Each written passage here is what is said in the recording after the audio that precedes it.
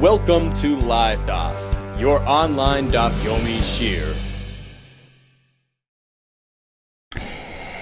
Shalom Aleichem, welcome back to today's Daf, BECHOROS Daf Nun Hey. We begin around 10 lines from the top at the two dots. Rameo Imer, Hayardin Mafsik, Lamasa Behim. So, as we learned yesterday in the Mishnah, in order to do Maser Behema, one needs to have a herd of at least 10 animals, a minyan, which are counted one at a time, the 10th one becoming Maser Behema. Now suppose he has a split herd, a couple of animals here, a couple far away.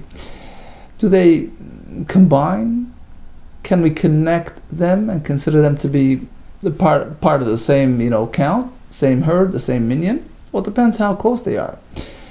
So if they're within the range of a roya, so as far as the roya's eye can see and can keep an eye on his animals, which was deemed to be 16 mil, around 16 mile.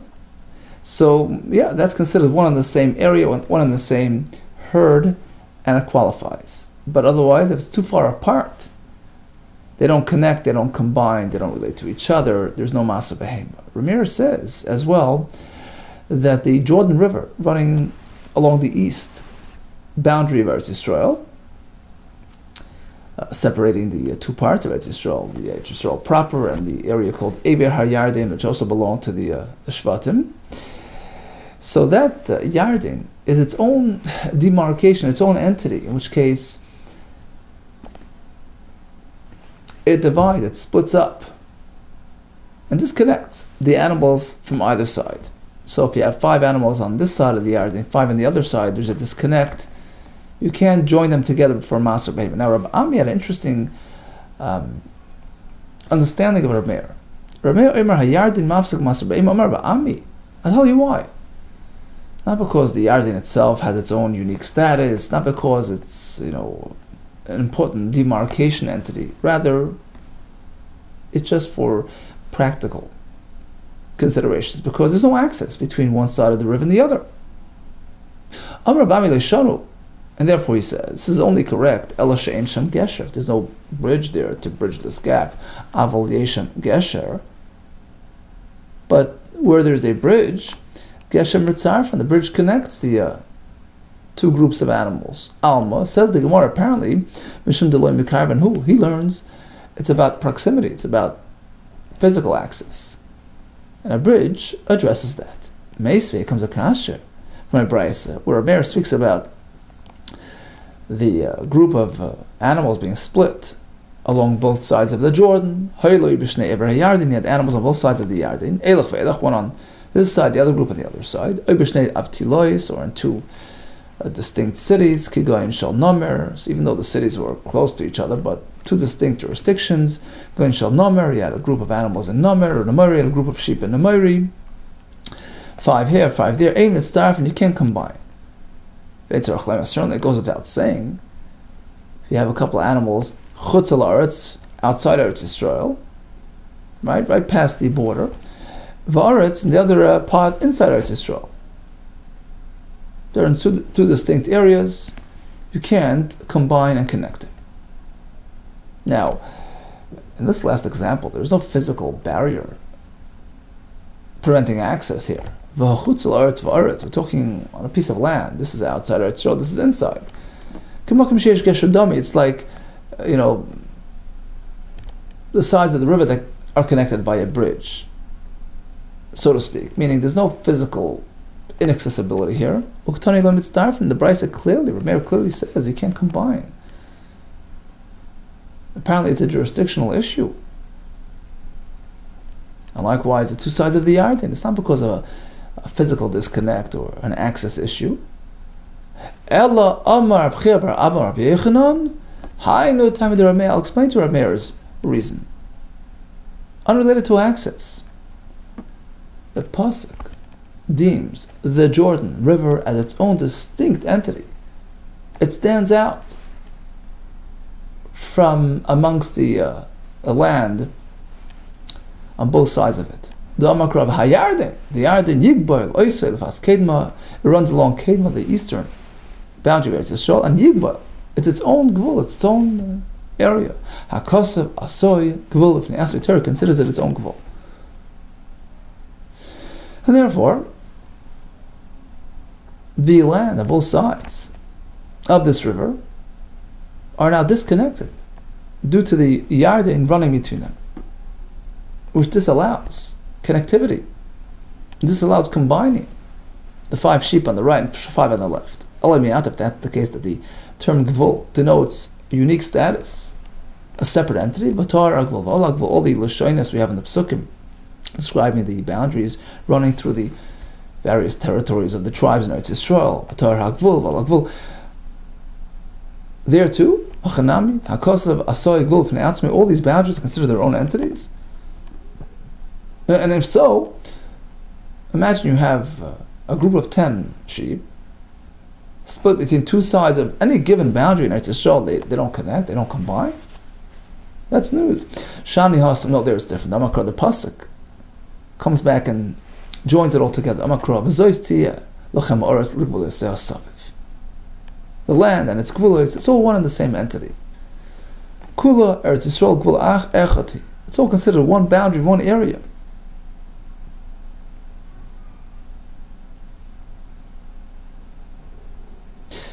And therefore it does not have a status. Yachi Yardenami. Okay, so then say the same with the Yarden. Eretz v'lo Yarden. This is only regarding land. The land and its boundary, it's all considered one and the same entity, but the Yarden is its own distinct entity. Now, Bishleim l'Reb Bar Abba, so according to this last approach, in the understanding of our Meir, the Jordan stands out as its own entity. Hainu, the Tana Yarden, that explains why the halacha was stated specifically regarding the Yarden, because only the Yarden has that unique entity, that unique status. According to Rabbi Ami, there's nothing unique about the Yarden. The Yarden is just an example of lack of access. So Rabbi Meir should have related the halacha to any river. Any river running between your animals without a bridge is a disconnect or kasha. In fact, it's an unresolved question. Perhaps this very question of how to treat the Jordan River is a part of Eretz Yisrael, as a separate entity, is really linked to a Machlekas Tanoim. Katem Oiver Masayardin Arzer Canaan. Okay, the pasuk is relating to them that they're going to be crossing the Jordan into Eretz Yisrael. And we can be medayik. Arza, Eretz Canaan, only dry land is called Eretz Canaan, but Eretz Canaan. But the Jordan is not really part and parcel of the land.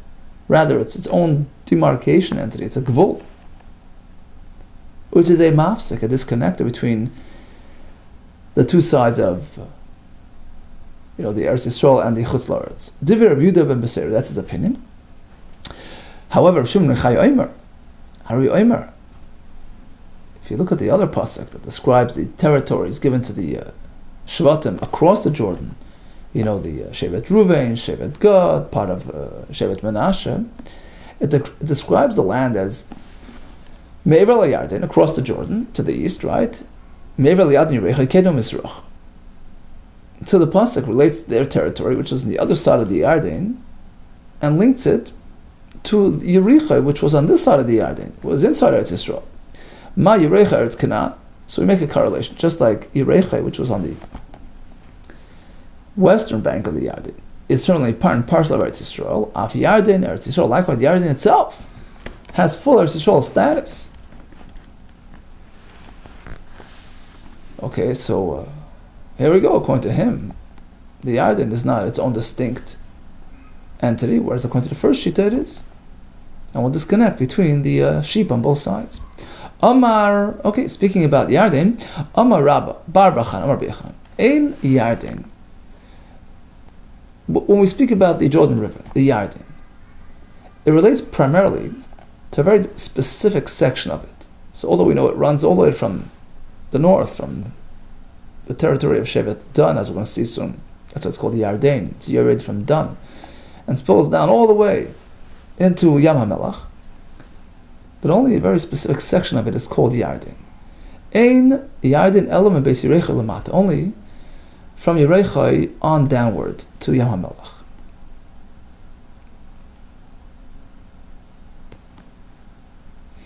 Rashi explains. But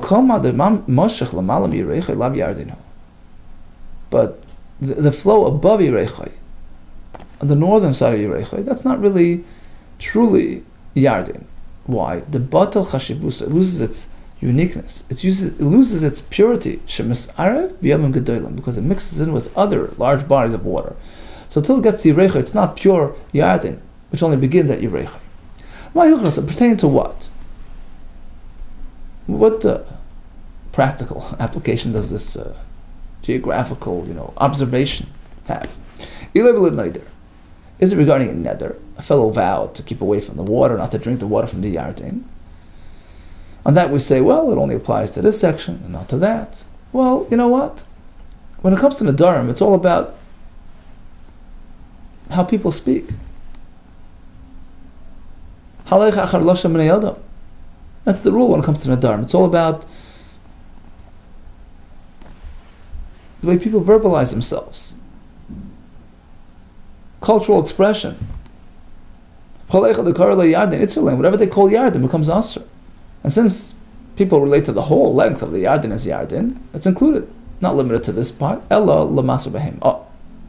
Regarding Ramir's halacha, that Yarden has the ability to disconnect between the two parts of the herd, and that only relates to the primary section of Yarden in the Yericha area. Tanya, Nam Yehachu, you find the same in a Brisa, that only the lower part of the Yarden has this ability. Yarden Yotzim Maras Pamayos. Yarden draws out from a place called Ma'aras Pamayos. That's the cave Pamayos, Pamayos cave. That's its source. And it travels all the way down along the eastern boundary of Eretz Yisrael. So it heads south from Mahalach b'Yam Shel Sivchi through the Yam, the body of water called Yam Shel Sivchi, which today they call the Chula lake. Over Yam Shel Tveri, the Tveri river. That's the Kineres, right? Over Yam Shel Stoim, through the Yam near Stoim, that's the Dead Sea, and it continues on. It continues on flowing to the Yam HaGadol, the Mediterranean, which is interesting because we don't seem to have that connecting portion in today's, in today's maps. But we do find in the pasuk there's something called Nachal Tzin, like a ravine, which carried water between, from. So some explain it's actually going the other direction. Water going from Mediterranean Sea down towards the east and connecting ultimately with the outlet of Yam HaMelach. So there is some sort of loop connecting Yam HaMelach over to the Mediterranean. So although the Yarden travels this long distance from the northeastern corner of Eretz Yisrael down to the south over to the extreme west, but vein Yarden ella mebeis Yerechai lamata, the true Yarden is only from Yerechai on downward. Amar B'chiv Amar B'Yechnon. Why is it called Yarden? Lamed Nikushma Yarden. Where did it get its name from? Shiord Medan. It flows down from a place called Dan, which belonged to Shevet Dan, all the way on the north of Eretz Yisrael. Amalei Rabbi Abel Ravashi. Atun mihas masnisula.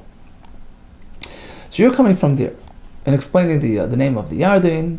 Yered Midan. Anan mihacha masninula. We derive this point. We confirm that the origin of the Yarden is from Dan based on a different pasuk. Okay, so you learned it from the name, but we have a different pasuk. V'ikruloi l'Leshem Dan b'Shem Dan Avim. So the descendants of Dan called the Leshem area, they called it Dan after their father. Now, what significance does Leshem have to us? Because that's the source of the Yarden. V'amar Rabbi Yitzchak Leshem zu Pamios. It's Pamios. It's one and the same. The Tanya we learned in a Brisa Yotzei Yarden, Maras Pamias. And in fact, the Yarden draws from the Maras Pamias. So clearly, since Pamias and Leshem and Dun is the same, now we know that Yarden comes from Dun. Amar Kahana, that in fact Zachruse, Lashon of Zachar, its primary source, the strength, the Yarden of the Yarden is in fact from that cave. That's its source, Maras Pamias. Okay, so now Heichad Amar. If a person gets up and declares, Loi Shasena Mayim Mimaras Pamias, I will not drink water from Maras Pamias, it's really because Yardena. So since the Yarden draws primarily from that source, he must refrain from ingesting any Yarden water. Likewise, Achrusa, the primary, point of blood, the primary focal point of a person's blood is his heart, is his liver, which is comprised of blood. It's the sort of essence of his blood. Zachrusa, the dma, that's the kavda. Okay, so the blood is sourced in the liver.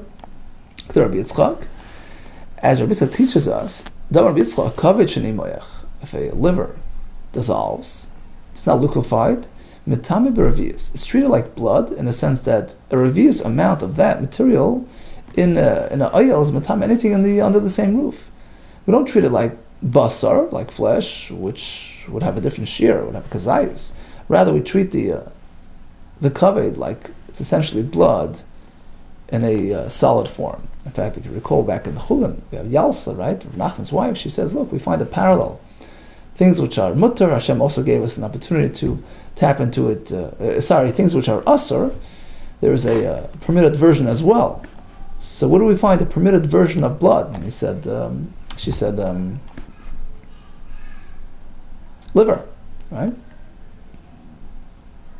So the liver is mutter, even though it's essentially blood. So it's a solidified version of blood. What else do we have on this list? Zachrusa the Maya Pras. The primary source of the water supply worldwide is from the river called Nahar Pras, which draws out of the Gan, right? The Gan Eden, as discussed back in Bereshis. Damar Vidamarav, as we learn, Hanoider Mimemi Pras. For one makes a neder to refrain from water of Pras. So it's not just the Pras itself that he's got to keep away from. Any water, Asur, Bechol Memesh Boim, has to keep away from all rivers. Says the Gemara Chidami. Now, what exactly did he say? Ilema the Amar Leshasina Mimemi the Pras. So we're saying that all rivers draw from Pras. Okay, so if Pras is off limits, you got to keep away from all rivers. What did he say? I'm not going to drink from the Pras waters. Okay, so again, when it comes to Nadarim, it's all about, expressions, the way people express themselves. And if he says Pras, he meant Pras. He didn't mean all rivers. May Pras with the Shasina. He said, I'm not going to drink May Pras. But from other river, Shasina I'll drink. So even though technically your research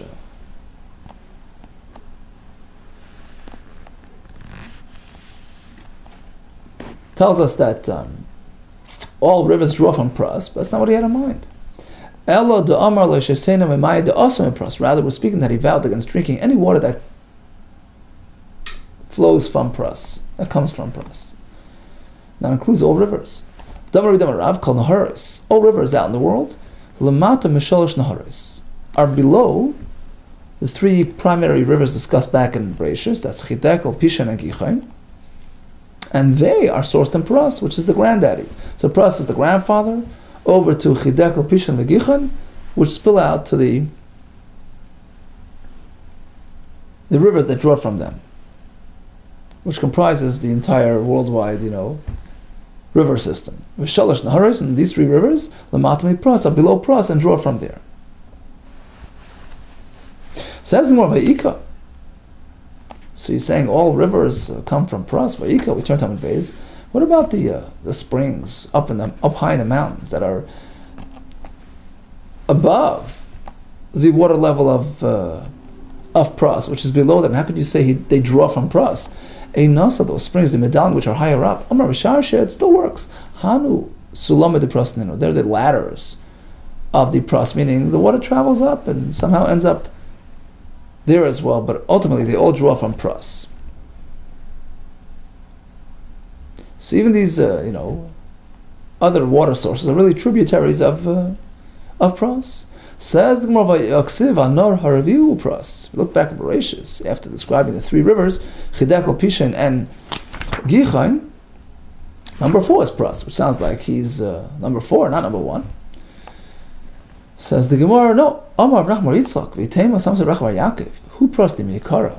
You see, back in earlier psukim, it says v'nahar yotzei Eden. There's a river that draws out from Eden, Lashka Sagan, and then it splits into 4 heads. That nahar is in fact pras, even though it's not named, and that's what the Torah comes back and says v'nahar ravi. Who pras? Yeah, that one, which was mentioned anonymously. That's really the pras, who is the primary source for all rivers in the world. Tanya, or Me'omer, has another name. Yuval Shema is called Yuval, the pras. Shenem b'hagis shasal pan mayim, val Yuval shal shirashav. He goes and he irrigates the world as the primary source of all waters. V'lo menekishmoi pras. So if he's really called Yuval, why do we call him pras? Shemema parim b'ravim, because his waters multiply, self-produce. Because basically a river, even though he imports some water from the rainwater, but his primary source of water is in-house. In fact, some explain that even when the water comes down, it sort of triggers its own self-generator of water, and the primary supplier of a river's water is its own source, its own in-ground sources. And that's a right to Shmuel. Say Shmuel. The Amar says Shmuel. The Shmuel tells us Nahara, a river mikipe, from its rock, from its own in-ground sources. Mibrach is blessed and is sourced. So that's Shmuel's opinion. Upliga the Rav, in disagreement to Rav. The Amar Rav, he says no. He says, after a good rain, you never know, it could be the water in a river is really mostly rainwater. Mitzvah Marava, when it rains nicely in the west, in Eretz Yisrael, how do we know in Bavel? Sahad the Rava, the great witness, is pras, because the pras backs up, due to the fact that there is an abundance of water in Eretz Yisrael, that backs up the water in the pras back in Bavel, because of its connection to Eretz Yisrael. So basically what he's saying is that that's one way to learn, that the sort of backs up. Others learn that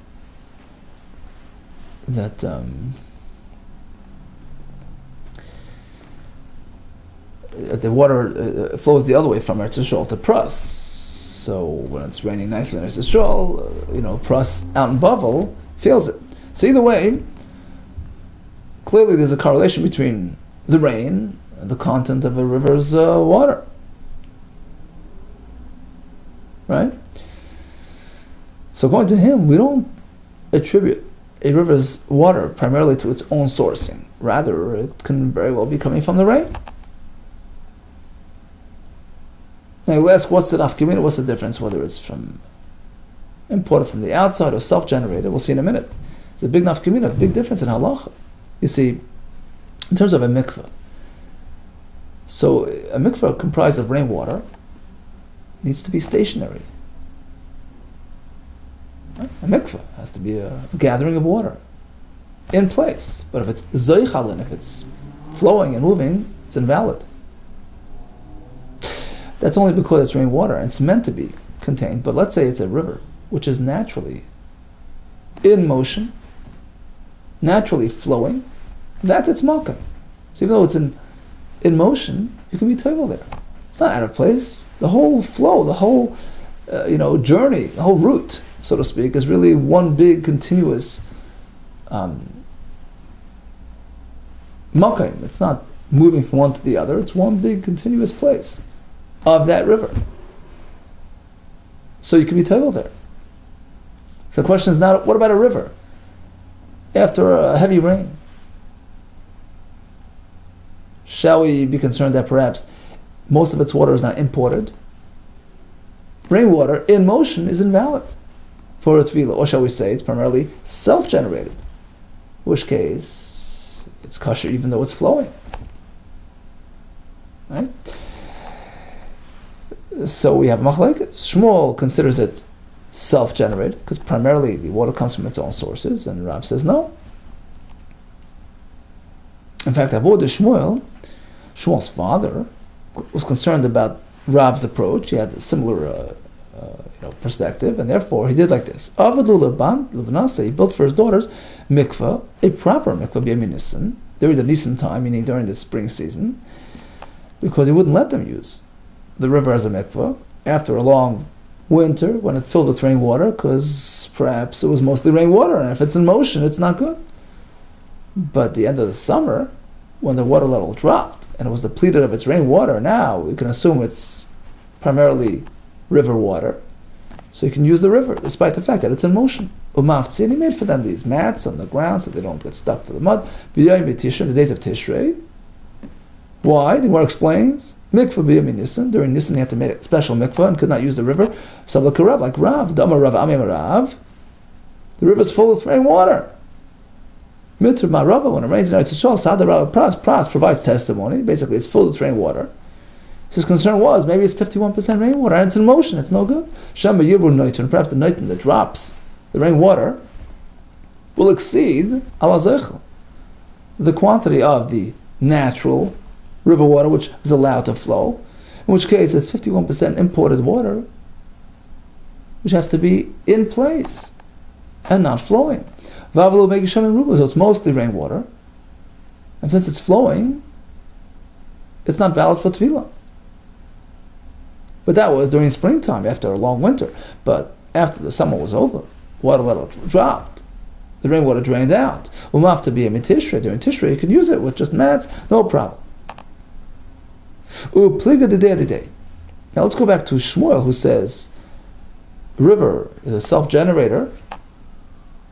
So the rainwater is bottled to the river, which is considered front and center,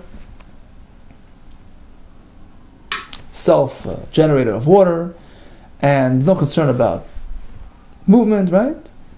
His own opinion seems to be in conflict on a statement that he himself made elsewhere. Shmuel. So apparently he reverted, he changed his mind. Shmuel. Ein hamayim mitarim b'zoichlin. The only time the river water can purify, can serve as a mikveh, b'zoichlin, while in motion, not all year round. We don't just say, well, whatever is in there is bottled to the primary element of a river, which is itself generating abilities. No, ela pras b'yamim Tishrei. You want to use the river? Sure, use pras, but only b'yamim Tishrei. Tishrei time, after the summer, when it's depleted of its rainwater. Otherwise, they have a concern. So clearly, he was on Rav's track that heavy rains present a concern about it. A large quantity of rainwater being imported in a river, which disqualifies it from being used as a mikveh. Okay, we spoke about Ramir, that the Yarden is mafsik. According to Rav Ami, it's because of access, so a bridge will take care of that. According to Rav Yechon, no, it's about status. Based on a pasuk, it's considered its own demarcation entity, which separates between the two banks, and separates them regarding Maser Behema as well. And we said that's unique to Yarden. Other boundaries don't present such a concern. Why is it called Yarden? It's Yared Midan. We spoke about the sourcing of the Yarden. We spoke about Prus being the source water for all the rivers and all the springs. And we spoke about an interesting Shaila.